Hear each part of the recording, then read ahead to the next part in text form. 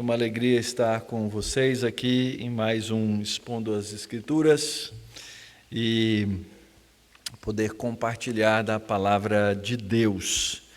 Eu vou fazer com vocês hoje uma introdução ao livro de Levítico. Mas, pastor, não é para expor a Escritura? É. E você só consegue expor se você tiver uma boa chave.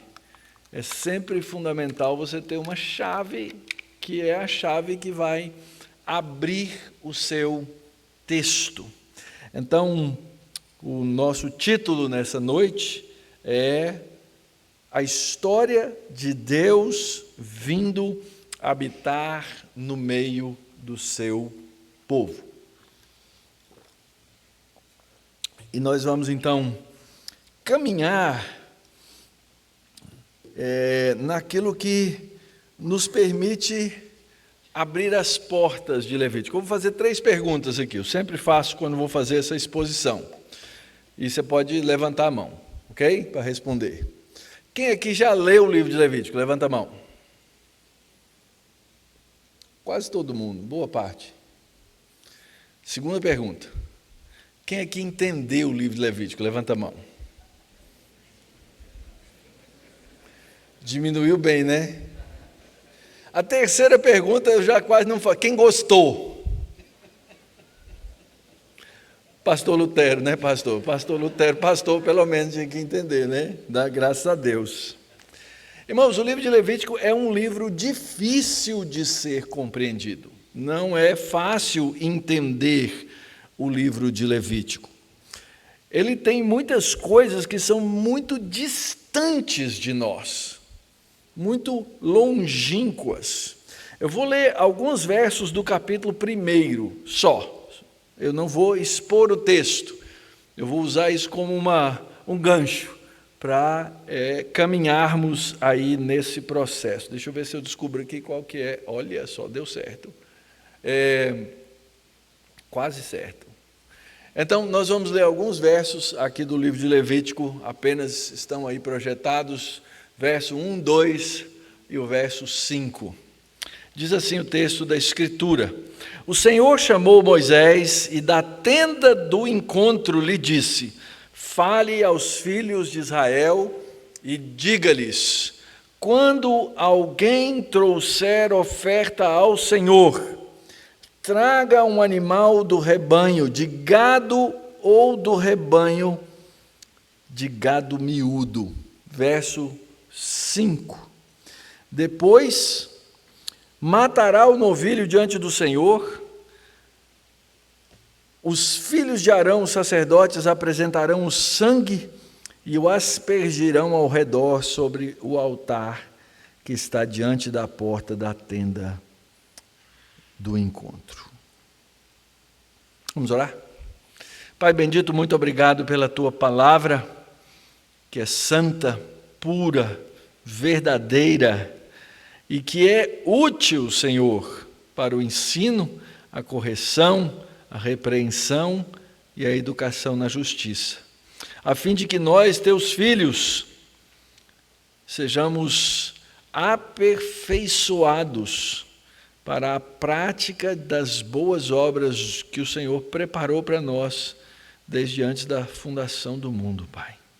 Por isso nós te pedimos, fala-nos pela tua palavra, que as palavras dos meus lábios e o meditar do meu coração sejam agradáveis na tua presença, Senhor meu, rocha minha, Redentor meu. Amém. Imagina que algum dia um irmão chegasse aqui,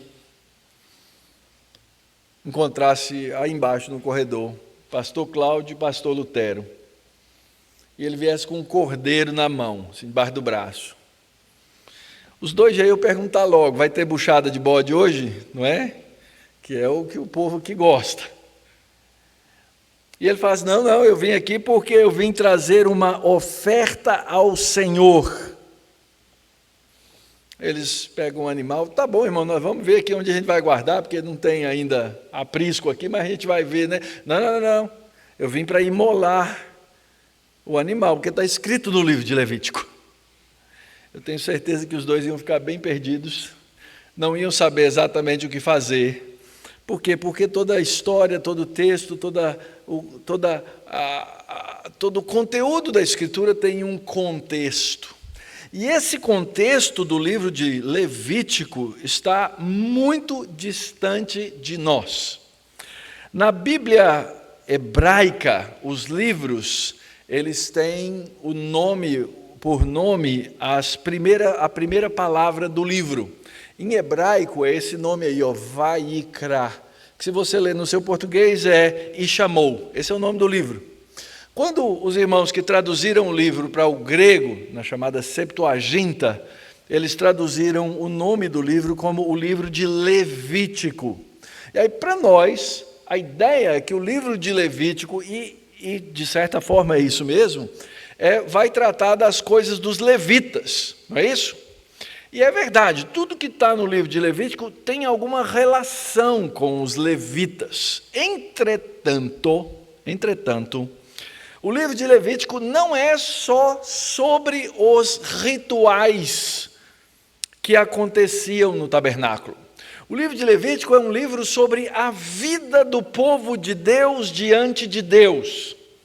Então ele vai tratar de muitas coisas que para a gente ficaria estranho. De novo, vou usar os pastores hoje como minhas vítimas, né? Imagina se o pastor Lutero viesse aqui no púlpito um dia falar sobre mofo na sua casa. E que certamente, com a umidade que tem por aqui, aparece na casa de todo mundo, né? E ele falasse para vocês, se aparecer mofo na sua casa, você não pode vir na igreja. Ou o pastor Cláudio chegasse aqui e falasse, olha, se tem alguma mulher, alguma irmã que está no seu período, não pode vir na igreja. Ou se ele desse instruções dietárias para vocês, você pode comer isso, e ele ia começar dizendo, não pode comer camarão, não pode comer as vísceras, não pode comer... Vocês iam achar estranho, mas o livro de Levítico fala sobre todas essas coisas. Ele fala da vida do povo de Deus no dia a dia, com relação ao próprio tabernáculo. Então é importante que a gente entenda essa relação que acontece do livro com a vida do povo, e não só com os sacerdotes e os levitas que operavam ali no tabernáculo. Por que é importante estudar o livro de Levítico? Por que a gente tem que entender o livro de Levítico? Por que estudar um livro dessa natureza que descreve essas coisas tão antigas? Ora, porque é a palavra de Deus, em primeiro lugar. Então, a Escritura diz que Deus antigamente falou muitas vezes e de muitas maneiras aos pais pelos profetas. Nos últimos dias nos falou em Jesus. Mas ele falou antes, e o que ele falou antes é importante, é necessário e é relevante. Então o livro de Levítico é a Escritura, é a palavra de Deus, é inspirado por Deus. O Senhor Jesus, ao falar para aqueles 2 discípulos no caminho de Emaús, Lucas capítulo 24, e depois para os discípulos em Jerusalém, ele fala essas palavras, vocês são tardios para crer, tudo o que está escrito a meu respeito, aonde? Em Moisés. Moisés é o quê? São os 5 primeiros livros da Bíblia, o Pentateuco. Então, esse texto, composto por Moisés, os 5 primeiros livros da Bíblia, eles falam a respeito de Jesus. E aí a gente precisa entender tudo que está envolvido aqui. É muito interessante porque a história que aparece no livro de Levítico, ele descreve muitos rituais, mas tem história também no meio dele. Tudo que acontece, a revelação do livro e o que acontece no livro, acontece no período de 1 mês. É raro você ver isso na Bíblia. Parece que tudo é muito longo, né? Não, entre o final do livro de Êxodo e o começo do livro de Números, que é a continuação de Êxodo, dura 1 mês. Então, tudo que está revelado em Levítico e o que aconteceu em Levítico acontece num período de 30 dias. Então, isso é singular dentro do texto da Bíblia. É um texto onde mais aparece aquilo que nós chamamos de discurso direto. Deus falando. Tem muitos lugares, obviamente, a Bíblia toda é Deus falando, de alguma maneira, não é? Mas aqui tem discurso direto, e o Senhor disse, e Deus fala. Então, é interessante observar isso. O livro de Levítico é um dos livros que mais tem citações e alusões no Novo Testamento. Então, quando você começa a ler um evangelho, e você lê lá no evangelho que Jesus passou pelos rituais de purificação, ou da circuncisão, ou que aconteceu aquilo, aconteceu aquele outro, tem a ver com o livro de Levítico. Você quer entender aquela história dos 10 leprosos? Você tem que entender o livro de Levítico. Você quer entender a história da mulher com hemorragia? Você tem que entender o livro de Levítico.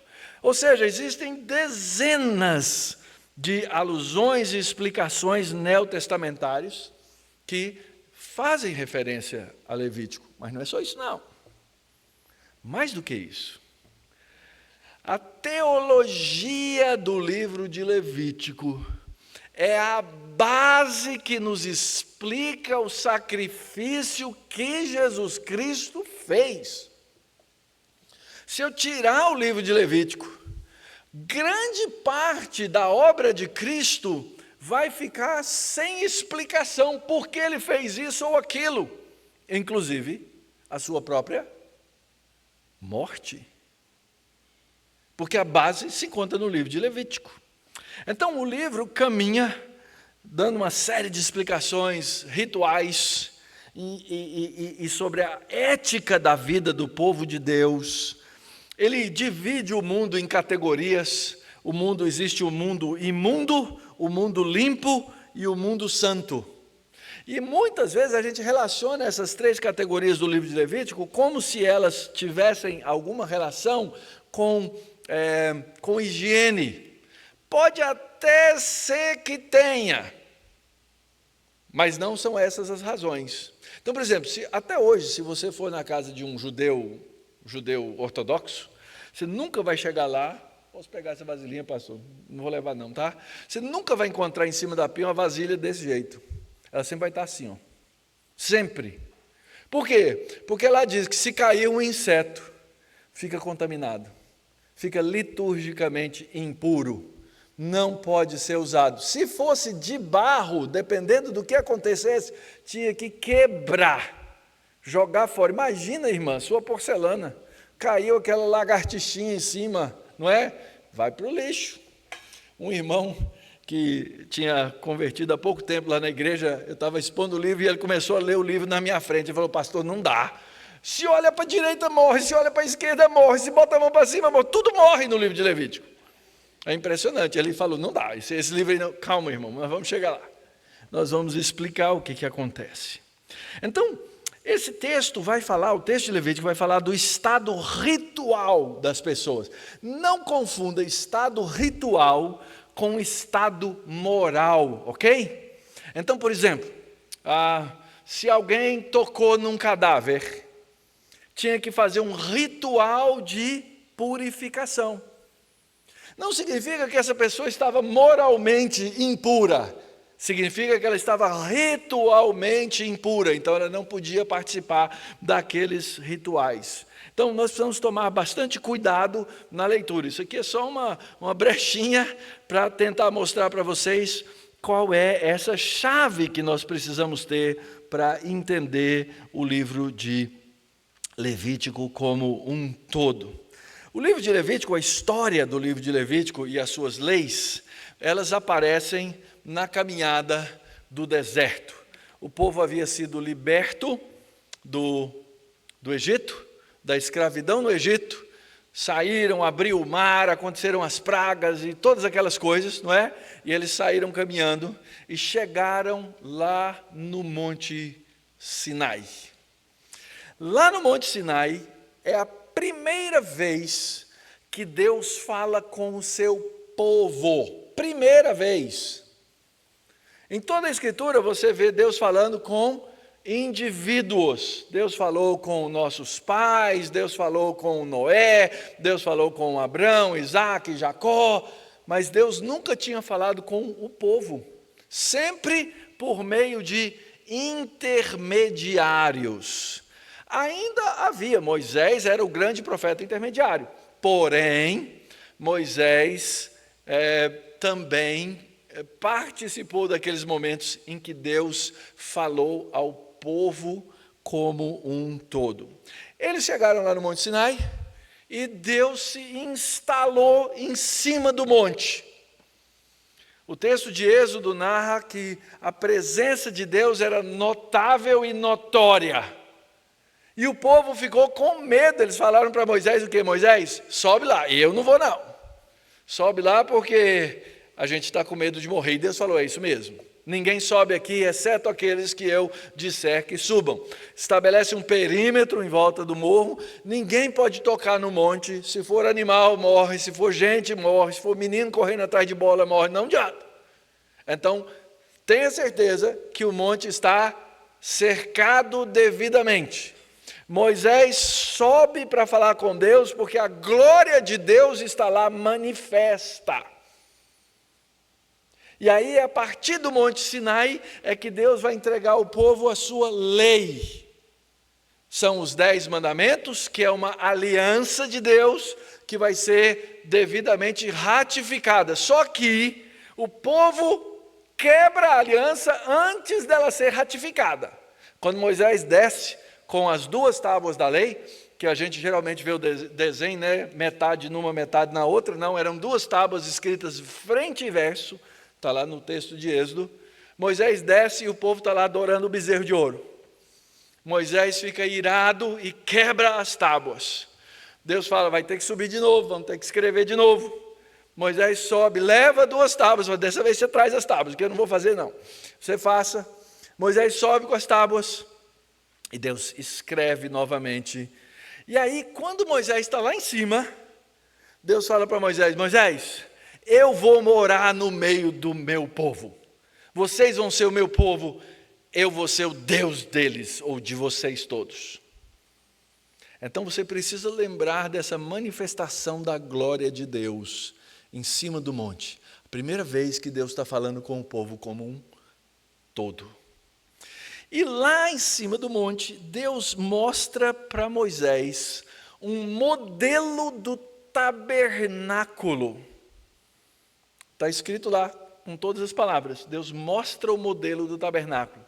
Moisés desce e fala para o povo, traz a oferta, que nós vamos construir essa casa de Deus, porque Deus vai morar no nosso meio.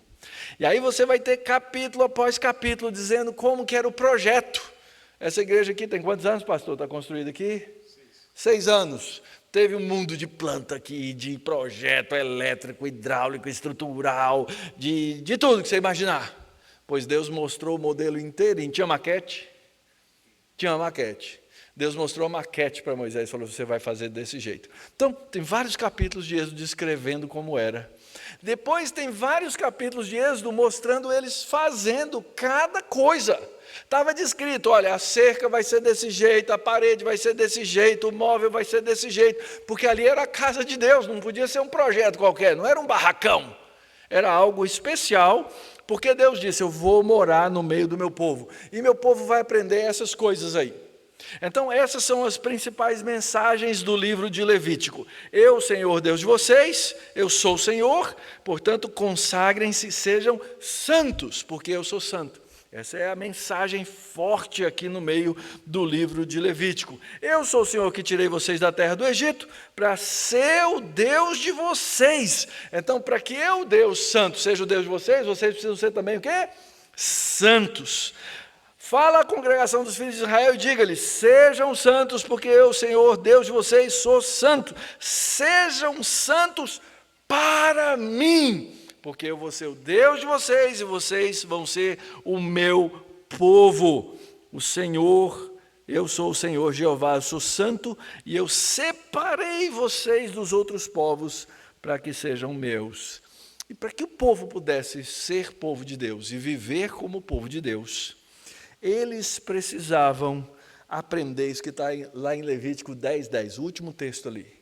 Vocês precisam fazer a diferença entre o que é santo e o que é profano, entre o que é impuro e o que é puro. Porque esse era o único jeito de alguém visitar a casa de Deus. Esse é o ponto.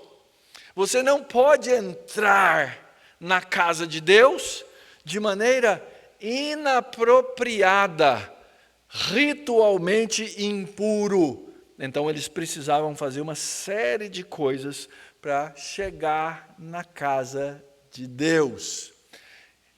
Então essa história de Deus vir habitar no meio do seu povo é Deus construindo a casa dele, montando a casa dele no meio da congregação de Israel, para que o povo pudesse ser acompanhado pelo Senhor. Essa é a ideia básica, fundamental. Como é que isso funcionava? Muito bem, essa obviamente é uma ideia do que nós temos do que poderia ser o tabernáculo, ninguém sabe com precisão, mas como tem uma descrição, não é? Tem algum arquiteto aqui? Levanta a mão. Pronto, tem um arquiteto lá. Você faz a planta, certo? E aí você tem que fazer uma outra coisa, para quem lê a planta entender. Chama um memorial descritivo. O memorial descritivo, eles tinham a planta, a gente não gasta, mas o memorial está todo lá. Então, seguindo o memorial, a gente lê hoje, e a gente tem as medidas, a gente tem as alturas e assim por diante. Essa era a ideia. A casa de Deus, no meio do povo de Deus, as tribos ao redor, ela era um pátio com essa cerca, esse cercado branco, e ali no meio tinha a sala da casa de Deus e o quarto de Deus. Na sala tinha a mesa com os pães da proposição, tinha o que mais? Tinha um candelabro com 7 hastes, que era a iluminação da casa de Deus, e tinha um incensário ali na casa de Deus. E depois tinha uma pesada cortina, e atrás dessa cortina era o quarto de Deus, a sala do trono de Deus. Então, é o átrio, o lado de fora, o santo lugar, a sala, e o santíssimo lugar, ou santo dos santos, a sala do trono. Quando eles terminaram de construir isso, seguindo a maquete e seguindo o memorial descritivo, o que aconteceu? A glória de Deus que estava em cima do Monte Sinai, saiu de cima do monte e veio e repousou sobre o santuário, sobre a casa de Deus. O que Deus estava dizendo? Eu vou pegar esse tabernáculo, essa casa móvel, e eu vou caminhar junto com vocês em todas as suas estradas. Eu vou morar no meio do meu povo. Quando eles terminam e a glória de Deus vem, nós temos na história uma tensão. Isso é uma coisa interessante, aparece várias vezes na Bíblia. A Bíblia vem contando uma história, chega num ponto, tem um problema, e agora como é que eu resolvo esse problema? Olha o problema, Êxodo 40, versículo 35. Você não pode ler o livro de Levítico sem entender o livro de Êxodo, sem entender o tabernáculo. No versículo 35, vamos ler do 34, diz assim: então a nuvem cobriu a tenda do encontro, e a glória do Senhor encheu o tabernáculo. Verso 35. Moisés não podia entrar na tenda do encontro, porque a nuvem permanecia sobre ela, e a glória do Senhor enchia o tabernáculo. Então Moisés, que era o grande mediador, intermediário, representante de Deus, que tinha subido até lá em cima do Monte Sinai, agora que a casa estava construída, ele não podia entrar. Por quê? Porque ninguém pode entrar na casa de Deus num estado de impureza. E Moisés, como qualquer um de nós, é um pecador. E ele então, que havia sido usado por Deus para construir essa casa de Deus, está lá em Êxodo capítulo 25, versos 7 a 9, quando ele diz, eu vou habitar no meio do meu povo, quando ele desce sobre o tabernáculo, ele não pode entrar, ninguém podia entrar. Como é que se resolve esse problema? É aí que você começa a ler o livro de Levítico. A primeira coisa é isso que a gente leu, quando alguém vem diante do Senhor, tem que chegar com uma oferta. E essa oferta que é trazida diante do Senhor tem que ser uma oferta de sangue. Porque a vida está no sangue. E o homem chegava de maneira impura. O salário do pecado é a... Se o homem chegasse diante de Deus de forma impura, por causa do seu pecado, ele morreria instantaneamente.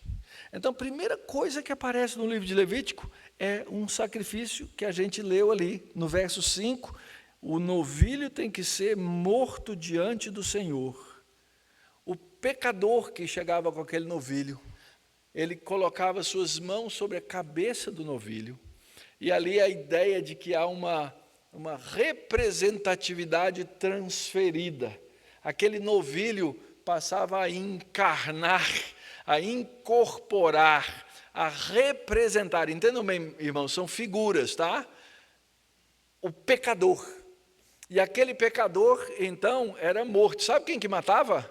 Esse holocausto aqui, quem matava era o próprio ofertante. Ele passava, o sacerdote falava, ó, é aqui, ó. E ele passava a faca. O sacerdote recolhia o sangue numa bacia, pegava aquela bacia, ia ao redor do altar e jogava o sangue ao redor do altar para que ele fosse purificado por sangue. Isso traria a vida do povo de Deus e Deus morando no meio do seu povo, uma vida de pureza e ordem. Essa é a ideia do livro de Levítico. Tem umas leis na Bíblia que às vezes são difíceis de entender, mas é porque Deus mora no meio do seu povo e Ele queria que o povo vivesse de maneira pura e ordeira. Tem uma lei lá em Deuteronômio que muita gente vem me perguntar na internet, em todo lugar, pastor, não entendi esse negócio aqui não.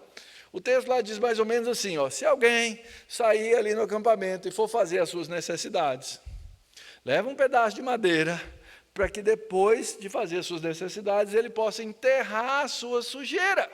Por quê? Porque Deus não gosta de pisar em caca. Essa é a ideia. Deus exige do seu povo pureza, ordem, organização, para que ele possa viver no meio do seu povo. É interessante, gente, que organização, ela inclusive a nossa organização. Eu cheguei aqui no púlpito, eu coloquei um negócio aqui do lado, outro negócio, arrumei, né, sou cheio de toque. Lá na minha igreja tem umas capas nas cadeiras assim, eu chego a primeira vez, elas estão todas tortas. Parece que tem uns 2 ou 3 irmãos que são emissários de outro, que chegam lá e entortam todas elas. Aí eu tenho que ir lá e arrumar todas elas.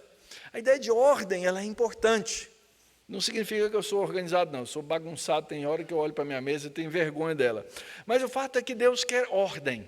Então, o livro de Levítico é também um livro de ordenação das coisas.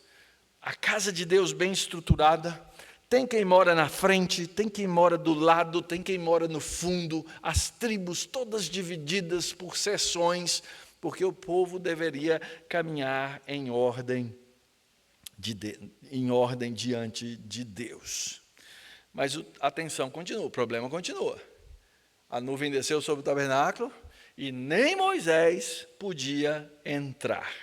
Como é que funciona essa história de Deus abrir a porta da casa dele? Lembra que eu falei do Pentateuco? São 5 livros, né? A gente fala que são 5 livros, mas na verdade é um autor. E esse autor ordenou esse livro de uma maneira que faça um grande sentido para nós. Essa é a estrutura... Opa, eu tenho que rodar aqui, né? Essa é... Eu perdi um slide, gente. Esse era o slide da ordem, tá? Que eu estava falando. Essa estrutura e a história de Deus abrindo a porta da sua casa, ela está dentro da estrutura do Pentateuco como um todo. Então, eu tenho a história de Gênesis. A história de Gênesis me fala da criação, a história de Gênesis me fala da queda, e a história de Gênesis me fala da redenção, como é que Deus começa a salvar o seu povo. Quando a gente chega no livro de Êxodo, que dá a porta para o livro de Levítico, é o tempo da escravidão, é o tempo da libertação, e é o tempo em que Deus diz, eu vou morar, eu vou habitar no meio do meu povo. E aí, bem no meio do Pentateuco, está o livro de Levítico. Depois vem o livro de Números, que fala da caminhada do deserto, e o livro de Deuteronômio, que é o cumprimento da promessa, que é a chegada lá na chamada Terra Prometida. Então, quando você vai ler o livro, você tem que ter toda essa história na cabeça. Toda essa história na cabeça. Vamos ver se vocês têm boa memória aqui, hein? Posso fazer o teste aí, pastor? Vamos ver? Vou começar pelo mais fácil. O que é que tinha em cima da arca da aliança que ficava no Santo dos Santos? Hã? O que era? 2 querubins, lembram? Tinha 2 querubins.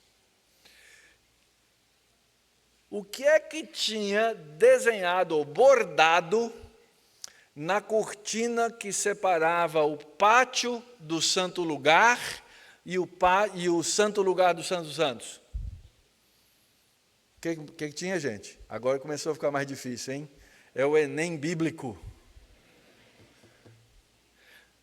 Vou dar uma ideia para vocês. Começa com o quê? Querubins, pastor Lutero, vai ganhar 1000 na redação. Gente, toda cortina tinha bordado de querubim. Aí vocês se perguntam assim, mas para que Deus mandou bordar querubim na cortina? Tem que ter uma explicação. E aí eu quero levar você de volta lá em Gênesis, no capítulo 3. Lembra o que aconteceu no Gênesis capítulo 3? Apareceu a famosa serpente. A serpente fez a proposta para a dona esposa, que fez a proposta para o marido, e vendo que era desejável para comer, agradável aos olhos, foi, comeu, desobedeceram a lei de Deus, que ofende a Deus quando desobedecida. Então eles comeram da árvore do conhecimento do bem e do mal. Deus coloca-os para onde? Para fora do jardim, não é isso? Quando eles são colocados para fora do jardim, Deus fez uma coisa que tem a ver com essa letra Q. Quem lembra? Deus colocou no caminho que dava acesso à árvore da vida, querubins com espadas flamejantes. Então, desde os nossos primeiros pais, querubim significa uma coisa. O quê? Perigo. Eu lá vou me meter com querubim? Eu não sou besta. Querubim significa não tem acesso à árvore da vida. Significa morte. Então não foi à toa que Deus mandou colocar querubim naquele tabernáculo todo. Sabe por quê? Porque o jardim é a casa de Deus. O jardim é o lugar da aproximação de Deus. Lembra o que Deus fazia? O texto diz assim, que Deus apareceu na viração do dia para quê? Para manter comunhão com os nossos primeiros pais. Só que quando eles foram colocados para fora do jardim, eles perderam o quê? Perderam a comunhão, perderam a vida. Agora Deus está dizendo, eu vou morar no meio do meu povo, eu vou pôr uma casa no meio do meu povo e vou fazer o meu povo entrar na casa. É lógico que não era acesso livre. Era feito por meio de um preço e era feito por meio de um mediador. No caso, esse mediador, ele tem que ser um sumo sacerdote. Então, olha comigo esse slide, porque ele vai te ajudar no futuro. Eu tenho a árvore do jardim, que fica mais para o oeste. Eu tenho um caminho que chega na árvore. E eu tenho querubins, dizendo, vocês não podem chegar. Sinal de perigo. Os homens foram expulsos da presença de Deus, porque eles se tornaram impuros. Não podem. Gente, imagina a comunhão com Deus no jardim. Finzinho do dia, estava refrescando, Deus aparecia no jardim e perguntava para os nossos pais: e aí, como foi o dia hoje? Como foram as coisas? Eu fico imaginando as explicações de Adão, isso não está na Bíblia, tá, gente? Eu só estou aqui sendo criativo, tá? Tira da exposição essa parte. Senhor, foi um bom dia. A gente expandiu um pouquinho. Lembra o que era para fazer? A primeira bênção que aparece na Bíblia? Sede fecundos, multiplicai-vos, enchei a terra. Eles tinham que expandir o jardim por meio da sua procriação. Eles tinham que cultivar o jardim. Lembra o que Deus fez? Deus colocou o homem, capítulo 2, no jardim para quê? Cultivar e guardar. Senhor, hoje deu um probleminha com os elefantes, pisaram na plantação de tomate, mas tudo bem, a gente resolveu, o Senhor mandou dominar, e a gente dominou. Eles tinham domínio. Adão e sua esposa tinham domínio sobre a criação. Eles deram um nome. Dar o nome significa ter autoridade sobre. Mas agora eles estavam expulsos do jardim e sem uma comunhão. Não é que Deus não aparecia. Deus falou com Caim, Deus falou com Abel, Deus falou com Adão. Ele falava com eles. Mas eles não tinham o quê? Comunhão. Por que eles não tinham comunhão? Eles não tinham comunhão porque eles haviam desobedecido e agora a sua natureza impura os impedia de estarem próximos de Deus. Então pensa comigo, Deus pegou o mesmo modelo do jardim e dentro da casa dele, ele mandou fazer um candelabro com 7 hastes. Alguém lembra de algum detalhe desse candelabro? No livro de Êxodo? Tinha o quê? Olha aí, está aí um crente que lê a Bíblia, está vendo? Tinha romã. Sabe o que aquele candelabro representava? A árvore.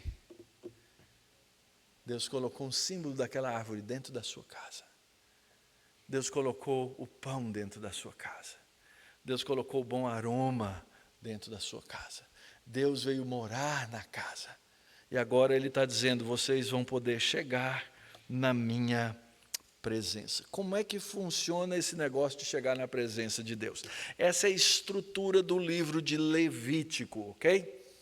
O livro de Levítico, da mesma forma que o Pentateuco tem um centro, o livro de Levítico tem um centro. Ele começa com os sacrifícios, aquele primeiro que a gente leu, depois fala dos sacerdotes, capítulos 8 até 10. Essa parte do capítulo 8 até 10 conta a história de 2 personagens que a gente sempre lembra deles. Quem lembra o nome dos 2? Nadab e Abiú. Eram filhos de Arão que levaram para dentro do tabernáculo o quê? Fogo estranho. E como se não bastasse, parece que ainda tinham tomado uma pitu antes. E o que aconteceu? Deus os matou. Então, todos os sacrifícios que foram instruídos e a ordenação dos sacerdotes, capítulo 8, 9 e 10, conta a ordenação dos sacerdotes, para que eles pudessem entrar dentro da casa de Deus. Tudo ficou impuro, por quê? Porque teve morte dentro da casa de Deus. Morte de gente, tinha cadáver. Então Deus mandou retirar, Ele dá a instrução da purificação, como é que iam ser purificadas todas aquelas coisas, mais uma vez, e aí chega o capítulo 16, que é chamado o Dia do Perdão, o Yom Kippur. Gente, a Bíblia é um livro fenomenal, porque não só o Pentateuco tem essa estrutura nos 5 livros, como o livro de Levítico tem essa estrutura nos seus capítulos, como também o capítulo 16 tem a mesma estrutura, esse X. Ele funciona desse jeito. Começa Deus falando, termina Deus falando. A gente chama isso de um inclusio na Bíblia. E aí você vai trabalhando, Deus vai mostrando cada passo, o que tem que acontecer. Fala das vestimentas no começo, fala no fim, fala dos animais, etc. Bem no meio do capítulo aparece o quê? A expiação. Essa expiação, queridos, esse é o segredo. O perdão é o segredo para que alguém chegue na presença de Deus. E isso encontra-se no meio do livro de Levítico, no meio do Pentateuco. A estrutura literária da Bíblia é fenomenal. Então, o dia 16, eu chamei aí o capítulo 16, que é o dia do Yom Kippur, eu chamei de o dia da limpeza. A casa de Deus tinha sido contaminada, ela precisava ser limpa. Então, olha só, o Senhor falou a Moisés, quando? Depois da morte dos 2 filhos de Arão, quando esses chegaram diante do Senhor e morreram, o Senhor disse a Moisés, diga ao seu irmão Arão, que ele não entre no santuário a qualquer hora, que ele não vá para dentro do véu. O que é o dentro do véu? É o santo lugar e o santíssimo lugar. Mas aí especificamente, diante do propiciatório, que era o quê? Era aquela tampa que estava sobre a arca e que tinha o que em cima? Os 2 querubins. Os 2 querubins estavam olhando para dentro da arca. Ali estava a lei, o cajado e o maná. E eles viam que a lei havia sido quebrada. Então o ritual qual era? Era chegar com o sangue, depois de vários elementos feitos, purificação, banho, uma série de coisas. Ele chegava e derramava ou aspergia o sangue ao leste da arca, diante da arca.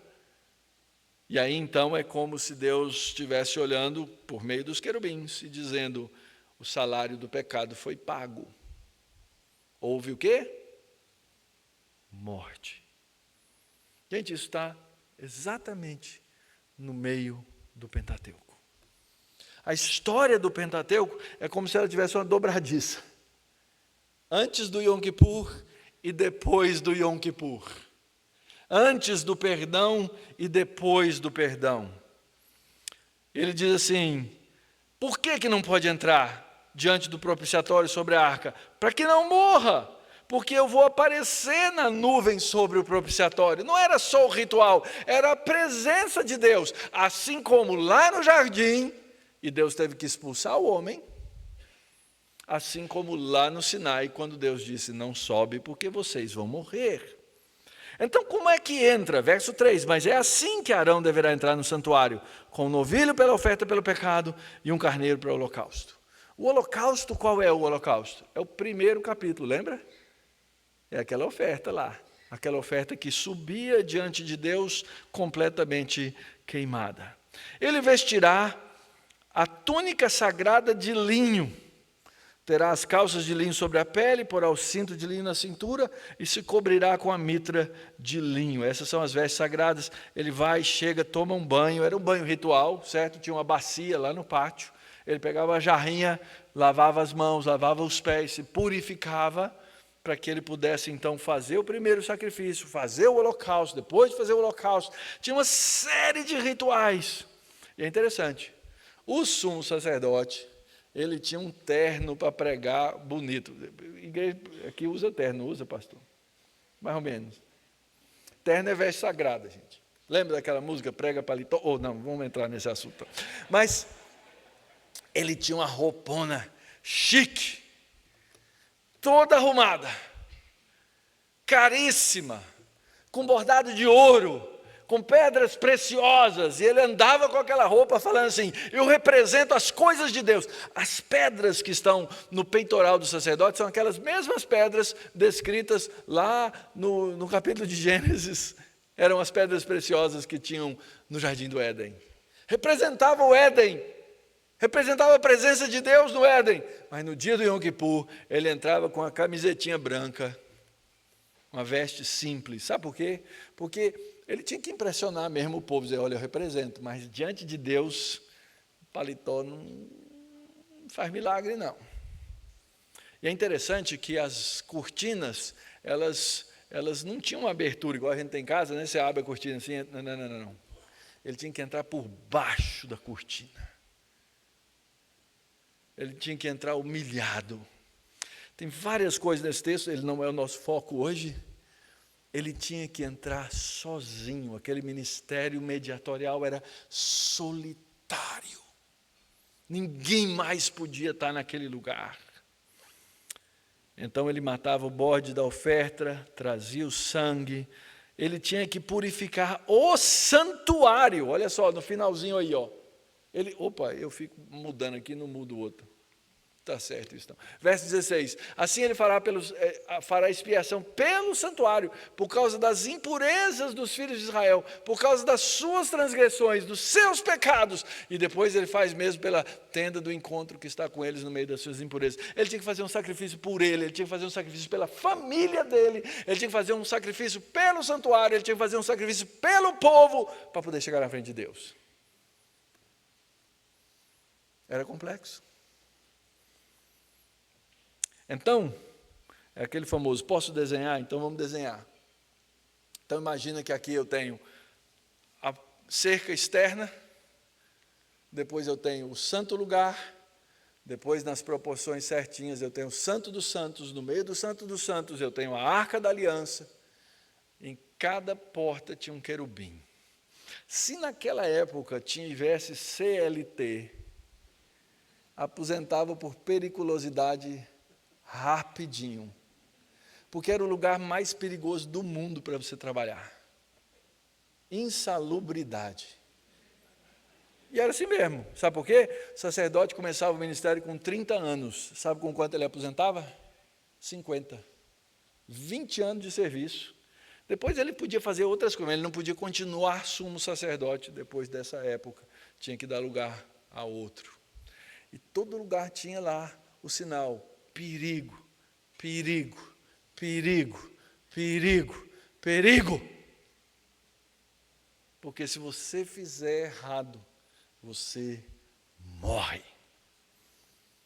Não é à toa que o texto da Escritura diz que nosso Deus é fogo consumidor. Você entendeu agora por que o texto da Bíblia de Hebreus fala que Deus é fogo consumidor? Sabe por que você precisa entender Levítico para entender que Deus é fogo consumidor? Ele entrava, pegava o sacrifício, ia ali naquela baciazinha redonda, fazia lavagem, voltava, imolava o animal, jogava o sangue nas pontas do altar, depois ele jogava o sangue no altar do incenso, e finalmente ele entrava por baixo da cortina e chegava no Santo dos Santos. E Deus fazia o quê? Deus aparecia na nuvem naquele lugar. Lembra onde é que Deus colocou os querubins? Em Gênesis? Ao leste. É sempre esse movimento. Você vai do leste, eu não sei se aqui está certo, mas você vai do leste, estou fazendo meu desenho. Você vai do leste para o oeste. Então ele ia jogando sangue assim, ó. Opa, deixa eu ver se dá certo. Andava mais um pedaço. Por quê? Porque ele precisava de purificação. E aí então, é Deus dizendo o quê, queridos? É Deus dizendo, vocês podem voltar à minha presença. Esse é o significado do livro de Levítico.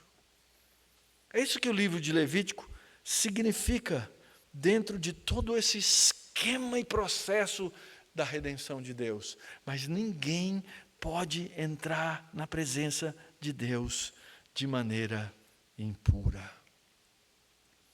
Então, o problema fundamental do homem é que ele está separado da presença. Deus é santo, nós somos pecadores. Deus disse, sejam santos. Quem aqui já é santo? Levanta a mão. Todos somos, não é verdade? Nós temos o status. Por quê? Porque nós recebemos uma purificação perene de Cristo. É por isso que Paulo chama toda hora na introdução às cartas, aos santos que estão, porque nós recebemos, mas esse era o problema. Eles careciam de quê? da glória de Deus. Dá para entender esse texto agora? Todos pecaram e todos carecem, estão destituídos, estão longe. Por quê? Porque a glória de Deus estava lá em cima do tabernáculo e ninguém podia chegar lá. Está vendo como o livro de Levítico ajuda você a entender uns textos que a gente sabe até de cor, mas que a gente não sabe por quê? Por isso que a Bíblia toda é importante, irmãos. Então, careciam da glória de Deus, o salário do pecado era pago, porque a vida está no sangue. O sangue era o que fazia com que alguém pudesse finalmente entrar na presença de Deus. Agora lê Romanos capítulo 3, vamos ver se fica melhor a leitura de Romanos. Olha só, mas agora, sem lei, a justiça de Deus se manifestou, porque ela era manifestada por meio do quê? Da lei, e era manifestada por meio do sacrifício daquele sacerdote, uma vez por ano, e dos outros sacrifícios no livro de Levítico. Ela foi testemunhada pela lei e pelos profetas. É a justiça de Deus mediante a fé em Jesus Cristo, para todos e sobre todos os que creem, porque não há distinção, todos pecaram, todos estão fora da casa de Deus, todos carecem da glória de Deus, mas agora eles são justificados gratuitamente pela sua graça. Mediante o quê? Mediante a redenção que há em Cristo Jesus. Por quê? Porque Deus o apresentou como propiciação. O que é a propiciação? É o sangue derramado em cima da tampa da arca.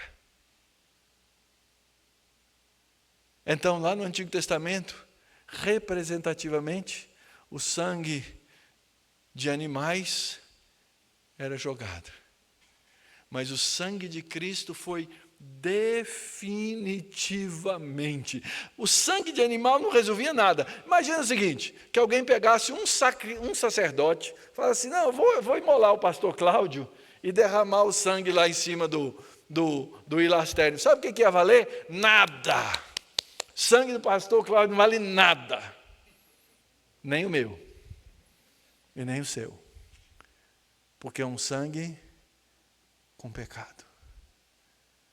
Mas quando o sangue do Cordeiro de Deus, que tira o pecado do mundo, foi derramado, ele foi derramado de uma vez por todas, definitivamente, como propiciação no seu sangue.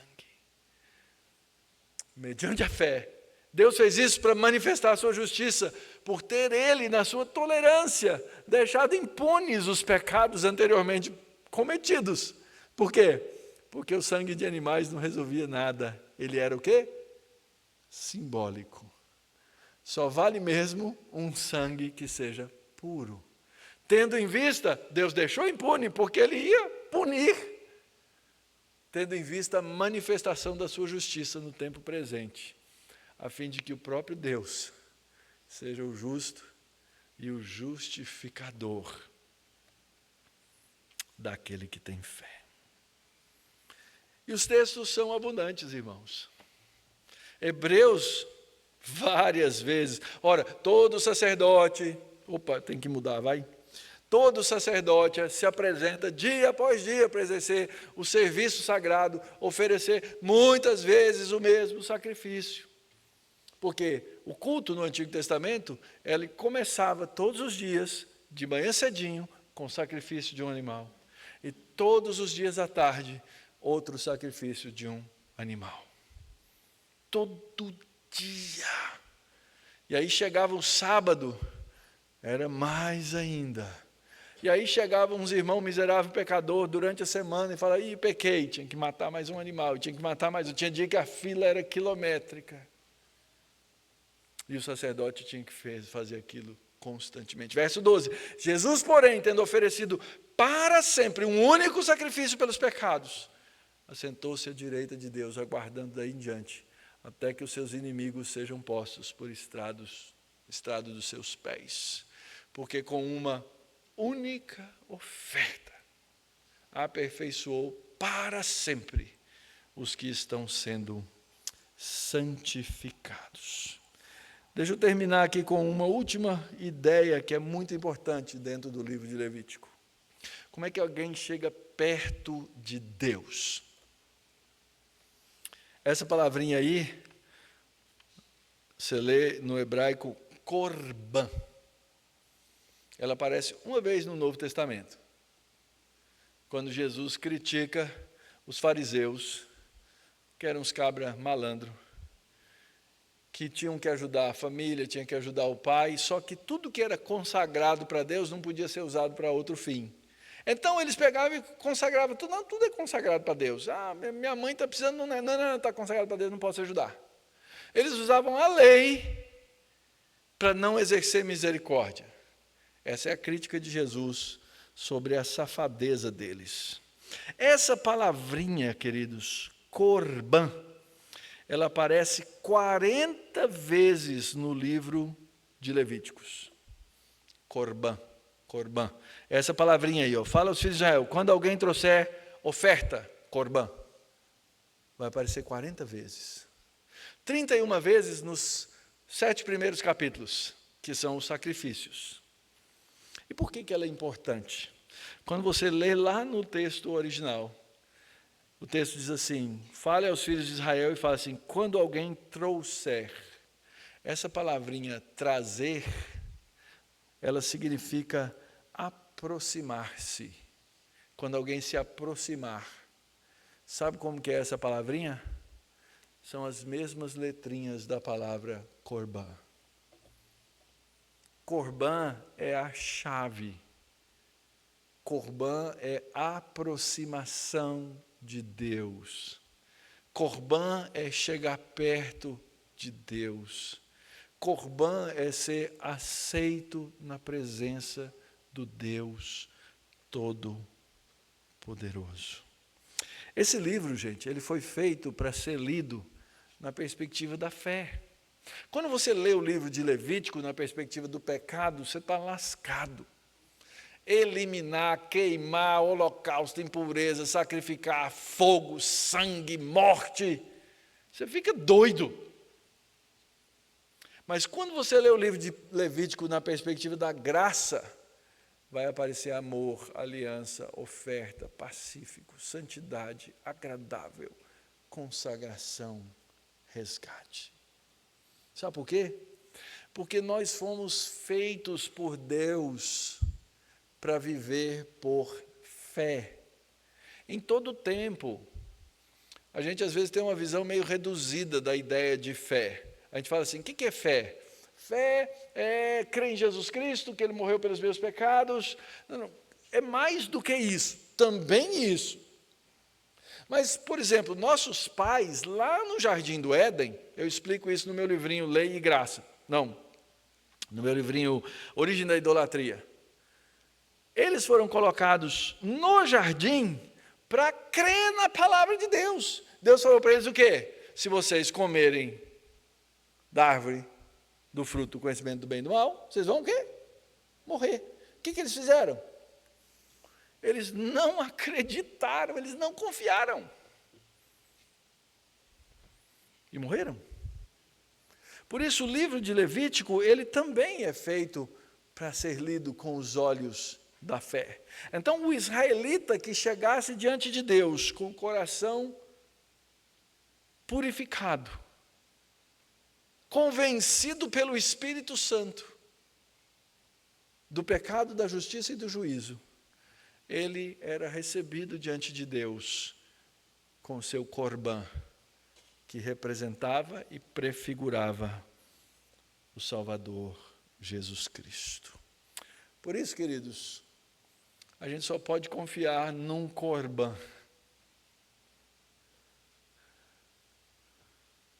Cada querubim era uma lembrança da presença e da santidade de Deus. Cada sacrifício era uma lembrança da impureza do nosso pecado. Mas ainda assim, O autor de Hebreus diz o quê para nós hoje? Com intrepidez. Vamos fazer o quê? Entrar na presença. Gente, as figuras da Bíblia são lindas. O livro de Hebreus começa falando de Jesus ser superior ao quê? E querubim era o quê? Jesus é superior. O texto da Escritura diz que na morte de Cristo, aquela cortina que não tinha o quê? Abertura, lembra? Ela era um pano só. Ela foi rasgada de cima para baixo. Porque Deus rasgou. Quando aparecia o sumo sacerdote, eles eram lembrados que precisavam de um intercessor. Nós já recebemos Jesus. E é interessante porque Jesus incorpora todas essas coisas. Ele é o sumo sacerdote. Ele é o cordeiro. Ele é o próprio altar. Ele é o justo juiz. E se eu pecar, ele é meu intercessor. O Evangelho é muito bonito, irmãos. E o Evangelho está na Bíblia toda. A gente não pode esquecer disso. É por isso que a gente não pode desprezar nenhuma parte da Bíblia. O Evangelho está em toda a Escritura. E o Evangelho de João diz que quando Jesus nasceu, quando o Verbo se fez carne, ele fez o quê? Tabernaculou. Ele substituiu todo aquele tabernáculo. E quando eu olho para a igreja de Jesus Cristo, a igreja militante, a igreja verdadeira dos crentes em Jesus, não a igreja institucional. A igreja institucional ela é uma mistura de crente com incrédulo. Mas a igreja militante de Cristo, ela é o povo de Deus, liderado por esse cabeça que mora no nosso meio. O livro de Hebreus diz que ele canta louvores conosco na congregação. E é o mesmo livro de João que diz que nós vimos a sua glória. A glória do unigênito do Pai. O que a gente faz com tudo isso, irmãos? Primeira coisa, cuidado para não cultuar de acordo com a sua vontade, seus instintos e seus rituais. É dessa ideia que nasce no meio presbiteriano e nos meios reformados o chamado princípio regulador do culto. A gente não vem aqui fazer o que a gente quiser, porque tem liberdade de Cristo. Não. A gente olha o que a Bíblia ensina sobre culto. E a gente pratica o que a Escritura ensinou sobre o culto. Segundo, nunca perca a perspectiva da necessidade de pureza para se aproximar de Deus. Não brinque com Deus. Não brinque. Eu vou cometer um pecadinho aqui, mas o sangue de Jesus tem poder. Deus é fogo consumidor lá atrás e hoje. Terceiro, nunca perca a perspectiva do pecado perdoado por Cristo. Você vai pecar. Eu vou pecar. Mas eu tenho um sumo sacerdote, queridos, que é perfeito. Que é perfeito. Aquele sumo sacerdote do Antigo Testamento, coitado. Mas esse aqui é grande. Quarto, Deus nos provê os meios para viver vidas santas. Lembra da mensagem principal de Levítico? Sede santos porque eu sou santo. E por último, lembre que nosso culto é uma resposta ao Deus que já fez por nós tudo debaixo da sua graça. Na cruz o véu foi rasgado. Cada detalhe de cada sacrifício, de cada ritual, de cada objeto daquele tabernáculo foi cumprido naquele que tabernaculou entre nós. O último capítulo do meu livro, Lei e Graça, é a exposição desse material que eu fiz aqui hoje. pode ser uma coisa positiva, pode ser uma coisa negativa. Eu já ouvi a exposição, então não preciso comprar o livro, não é? Ou você pode pensar, não, eu vou recordar através desse capítulo no livro. Esses gráficos são os gráficos que estão lá no livrinho, tá bom?